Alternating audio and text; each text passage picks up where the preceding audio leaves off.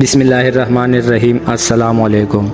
حضرت عمر رضی اللہ عنہ جن کے پاک نام پر آج مسلمانوں کو فخر ہے اور جن کے جوش ایمانی سے آج 1300 برس بعد تک کافروں کے دل میں خوف ہے، اسلام لانے سے قبل مسلمانوں کے مقابلے اور تکلیف پہنچانے میں بھی ممتاز تھے۔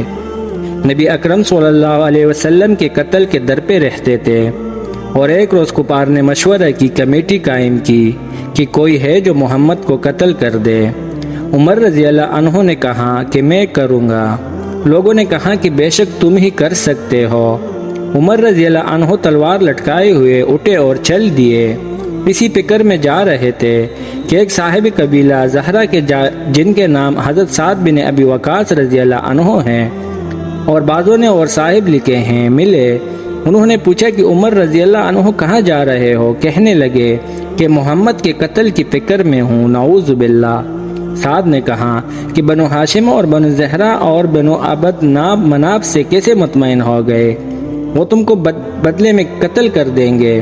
اس جواب پر بگڑ گئے اور کہنے لگے کہ معلوم ہوتا ہے تو بے دین یعنی مسلمان ہو گیا ہے، لا پہلے تجھ کو نمٹا دوں۔ یہ کہہ کر تلوار سونپ لی اور حضرت سعد رضی اللہ عنہ نے بھی یہ کہہ کر ہاں میں مسلمان ہو گیا ہوں تلوار سنبھالی۔ دونوں طرف سے تلوار چلنے کو تھی کہ حضرت سعد رضی اللہ عنہ نے کہا کہ پہلے اپنے گھر کی تو خبر لے، تیری بہن اور بہنوئی دونوں مسلمان ہو چکے ہیں۔ یہ سننا تھا کہ غصے سے بھر گئے اور سیدھے بہن کے گھر گئے۔ وہاں حضرت حباب رضی اللہ عنہ کواڑ بند کیے ہوئے تھے، ان دونوں میاں بیوی کو قرآن شریف پڑھا رہے تھے۔ حضرت عمر رضی اللہ عنہ نے دروازہ کھلوایا۔ ان کی آواز سے حضرت حباب رضی اللہ عنہ تو جلدی سے اندر چھپ گئے اور وہ صحیفہ بھی جلدی میں باہر ہی رہ گیا جس پر آیات قرآنی لکھی ہوئی تھی۔ ہمشیرے نے کواڑ کھولا۔ حضرت عمر رضی اللہ عنہ کے ہاتھ میں کوئی چیز تھی جس کے سر پر مارا، جس سے سر سے خون بہنے لگا اور کہا کہ اپنی جان کی دشمن تو بے دین ہو گئی۔ اس کے بعد گھر میں آئے اور پوچھا کہ کیا کر رہے تھے اور یہ آواز کس کی تھی؟ بہنوئی نے کہا کہ بات چیت کر رہے تھے۔ کہنے لگے کیا تم نے اپنے دین کو چھوڑ کر دوسرا دین اختیار کر لیا؟ بہنوئی نے کہا کہ اگر دوسرا دین حق ہو تب۔ یہ سننا تھا کہ ان کی داڑھی پکڑ کر کھینچی اور بے تحاشا ٹوٹ پڑے اور زمین پر گرا کر خوب مارا۔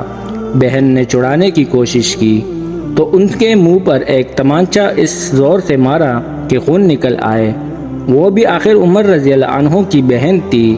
کہنے لگی کہ عمر، ہم کو اس وجہ سے مارا جاتا ہے کہ ہم مسلمان ہو گئے، اور بے شک ہم مسلمان ہو گئے ہیں، جو تجھ سے ہو سکے تو کر لے۔